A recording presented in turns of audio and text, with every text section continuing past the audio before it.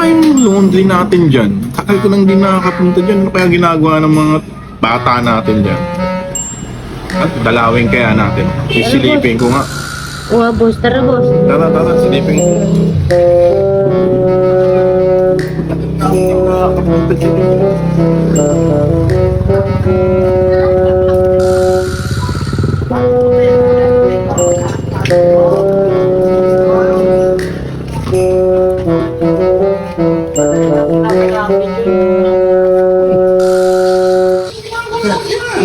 Lalaro, sir.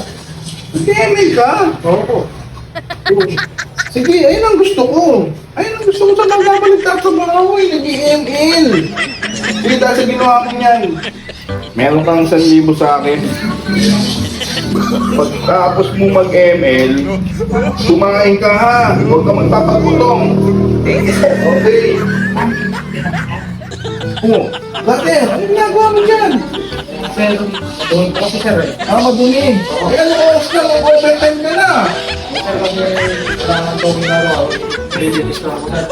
Ayan ang sinasabi ko. Dahil sa ginawa mong yan, may bawas yung sahod mo. Absent ka ngayon. Ayoko ng ganyan. Dapat hindi kayo naglilinis. Hayaan yung dumi yan, okay? Tingnan natin kung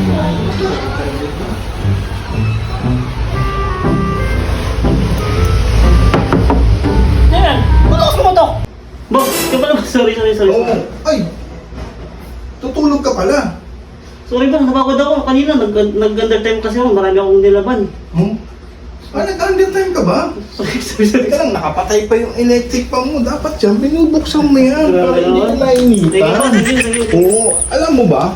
Gusto kaya yung ginagawa mo natutulog. Dahil dyan, bibigyan kita ng 1,000. Seryoso ba to, sir? Oo! Tapos ganito, bukas, pag gising mo, huwag ka munang pumasok. Seryoso ba to, sir? Pumunta ka ng SM, mamasyal ka dun, okay? Kahit maliit ka na ng pasok bukas, okay? Ay, gusto ko sa mga tao kung nagtatrabaho, may natutulog, okay? Thank you. Sige, sir. Sige. Sir, ano yung strategy ito pag nabasa? Okay, sige, sorry.